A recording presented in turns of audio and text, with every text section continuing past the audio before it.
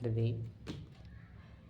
तो देखो मैं तुम्हें दिखाती हूँ, ये है मेरी मिस्टेक कॉपी। इस कॉपी को मैंने सिलेक्शन कॉपी का नाम दिया था, बिकॉज क्या होता था कि जो मेरी मिस्टेक्स होती थी ना वो बार बार पे मैं रिपीट करती थी। मतलब मेरी ऐसी आदत थी कि अगर मुझे कोई चीज़ नहीं आती है ना, मेरी नहीं है, हमारी सबकी आदत होती है, अगर हमें कोई चीज़ नहीं आती है तो वो आज भी नहीं आती, कल भी नहीं आएगी, और हमसे वो एग्ज़ाम में भी नहीं आएगी। तो टेस्ट होता था, मैं उसमें फंस जाती थी, फिर वो चीज़ मेरे पे होती नहीं थी। तो मैंने इसको मिस्टेक कॉपी, एरर कॉपी, कुछ भी नाम नहीं दिया था, मैंने इसको अपनी सिलेक्शन कॉपी नाम दिया था, ताकि मेरा मन ना करे ना इसको दोबारा देखने का, फिर भी मन करे, क्योंकि मुझे पता थी अगर सिलेक्शन होना है मेरा तो इसी की वजह से होना है।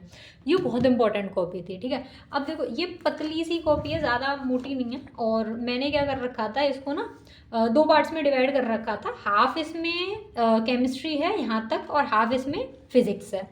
तो मैंने एक ही में फिज़िक्स और केमिस्ट्री कर रखा था। तो बार बार पे ज़्यादा कॉपी नहीं बनाई थी, क्योंकि नोट्स की इतनी कॉपी हो जाती हैं, फिर उनको देखना, फिर इसकी भी 4 कॉपी अगर मैं बना लूँ तो वैसे ही मन नहीं करेगा देखने का। तो मैंने एक ही कॉपी बना रखी थी, हाफ हाफ में डिवाइड करके। आप भी ऐसे कर सकते हो। तो पहले मैं आपको बताती हूँ फिज़िक्स की। देखो मैंने फिज़िक्स की ना काफ़ी मतलब मिस्टेक्स लिख रखी थी अपनी, लगभग लगभग ये देखो 270 मिस्टेक कुछ है मेरी, जो मैंने फिज़िक्स की लिख रखी हैं। और ऐसे ही केमिस्ट्री में लगभग लगभग ये 300 मिस्टेक कुछ केमिस्ट्री में होंगी, 250। तो 255 मिस्टेक कुछ है मेरी जो केमिस्ट्री में है। और ये मिस्टेक वो वाली हैं जो फ्रीक्वेंट हैं, ठीक है। और थोड़ा राइटिंग पे मत जाना कि मतलब मैम ने ऐसे गंदगी से लिख दी, मतलब तुम्हें समझ में आनी चाहिए, मैं ऐसा मानती हूँ। कोई भी तुम्हारी मिस्टेक है उसको ज़्यादा सजाना मत। तो पहला पॉइंट तो यही है जो इम्पोर्टेंट बात है ना, मिस्टेक कॉपी को तुम ऐसे ना खूबसूरत सा ज़्यादा सजा सजा के मत बनाना, बिल्कुल रफ बनाना, तुम्हें समझ में आनी चाहिए, किसी को कुछ ना आए। दूसरा खोले ना, अब जैसे तुम देख रहे होगे ना, तो मेरे कुछ नहीं आ रहा होगा ये मैम ने क्या लिख रखा है, क्यों लिख रखा है, बट मैं जानती हूँ मेरा एक एक शब्द चमक रहा है मेरे दिमाग में कि मैंने क्यों लिखा था, कब लिखा था। तो तुम्हारी मिस्टेक कॉपी तुम्हें समझ में आनी चाहिए, ये इंपॉर्टेंट पॉइंट है, ठीक है। तो ये अब जो मैंने लगभग लगभग ये तो मेरी 500 मिस्टेक करीब हो गई। 250 करके अगर मैं देखूँ, फिजिक्स और केमिस्ट्री की एवरेज 500 मिस्टेक। और मैं सच बता रही हूँ, इसके बाहर से मेरी कोई ऐसी मिस्टेक नहीं थी जो बची हो और जो मैं कर सकती थी, ठीक है। एग्जाम में भी फिर वो होंगी ना, तो कुछ नई तरीके की मिस्टेक होंगी, बट हाँ यहाँ से जो मिस्टेक आएगी और वो मैं दोबारा नहीं करूँगी, इतना मैं मेक श्योर करती थी। तो आप दूसरा पॉइंट ये याद रखिएगा, जब भी आप मिस्टेक कॉपी बनाओ ना, उनको बार बार पे आपको रीअटेम्प्ट करते रहना है। तो उससे क्या होगा कि आप जो मिस्टेक इसमें कर रहे हो, आपके ना दिमाग में वो रह जाएंगी कि यार ये मैं मिस्टेक कर रही थी, अब मेरे को ये नहीं करनी है। ये रहेगा कैसे? अब यहाँ पे आता है तीसरा पॉइंट, जो कि सबसे इम्पोर्टेंट है। तो मैं फिजिक्स से स्टार्ट करती हूँ कि क्या करना है आपको, है ना। तो देखो अब फिजिक्स में क्या है, मैं अपनी पहली वो आपको बताती हूँ, सबसे ज़्यादा इम्पोर्टेंट, कि जो मैंने यहाँ पे ऐसे मोटिवेशन के लिए लिख रखा था पहले पेज पे, mistakes are the indication that you are trying. मतलब अगर आप मिस्टेक कर रहे हो फिर आपको बहुत बुरा लगता है ना, तो बस थोड़ा मोटिवेट रहूँ मैं कि नहीं तू मिस्टेक कर रही है अर्चना, ट्राई कर रही है, इसका इंडिकेशन है, उसे बुरा नहीं लगाना है, उस पर काम करना है। तो ऐसे तुम्हें भी करना है। तो देखो अब तुम्हें मिस्टेक जो लिखनी है ना, वो कैसे लिखनी है। अब तुम्हें अपने पेज को ना 2 पार्ट्स में बाइफरकेट करना है, ठीक है। अब 2 पार्ट्स में तुम 2 पेन का यूज़ करोगे बस, तीसरा पेन नहीं आना चाहिए उसमें। एक साइड कोई सा भी ब्लैक या ब्लू, दूसरी साइड रेड पेन, ठीक है। अब जो तुम्हारा जो लेफ्ट साइड होगा ना, लेफ्ट साइड पे तुम्हें वो मिस्टेक लिखनी है जो तुम कर रहे हो, ठीक है।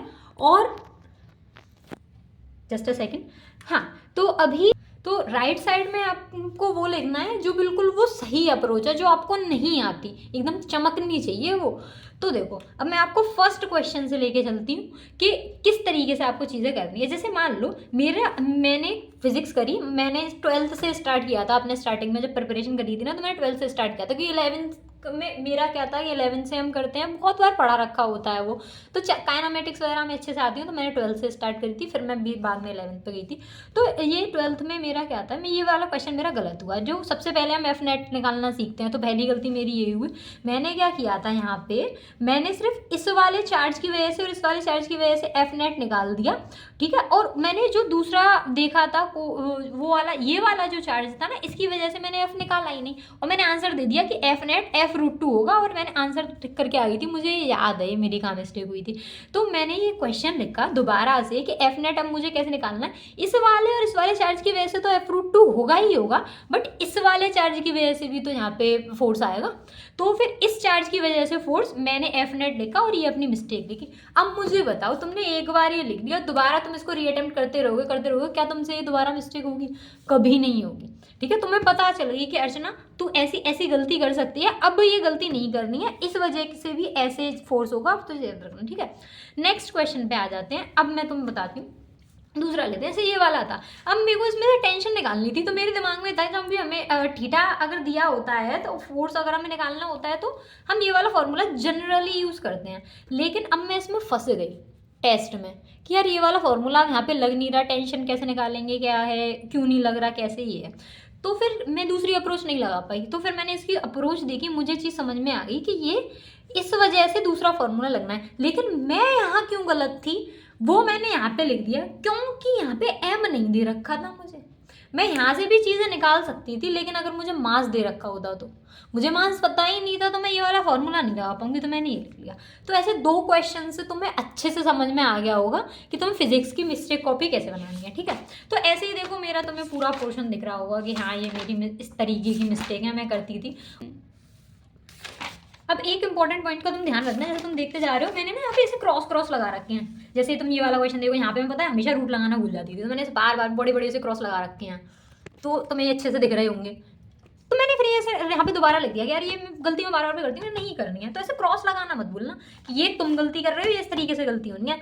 सच में इतना काम आएगा तुम्हें, इतना काम आएगा, मतलब तुम बाद में मुझे आके थैंक यू बोलोगे कि मैम सच में आपने कोई चीज़ बताई है। एक बार अच्छे से जैसे मैंने बताया फॉलो करना, इसको रीअटेम्प्ट करते रहना, फिर देखना तुम्हारा इंप्रूवमेंट कैसे नहीं होता।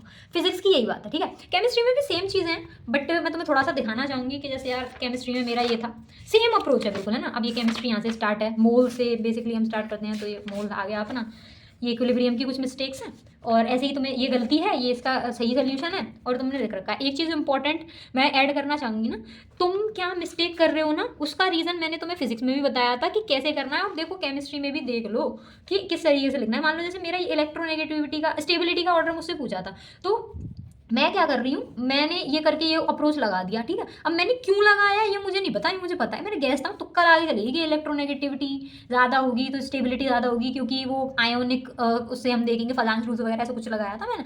तो मैंने प्रॉपर लिखा है कि नहीं ये ऐसे नहीं होगा। ठीक है, अपनी भाषा में, हिंदी, उर्दू, मराठी, जो तुम्हें भाषा आती है उसमें लिख लो। ठीक है, पर उसको लिख लो कि ऐसे नहीं होगा। जो बॉन्ड ऑर्डर हम देखते हैं वो स्टेबिलिटी से देखते हैं, तो बॉन्ड ऑर्डर जिसका ज़्यादा होगा उसकी स्टेबिलिटी ज़्यादा होगी, दैट्स इट। ठीक है, तो इस तरीके से तुम्हें अपनी मिस्टेक्स लिखनी है, और तुम्हारी चीज़ें स्मूथ होती जाएंगी। इससे आगे तुम्हें कभी दिक्कत नहीं आएगी रिवीजन में या कुछ में भी। टेस्ट वगैरह हो, अपना पिछली मिस्टेक्स रीअटेम्प्ट करी और तुम चले गए, सॉर्टेड हो गए। अब कोई भी इशू हो तो मुझसे पूछ लेना, आई विल रिजॉल्व इट।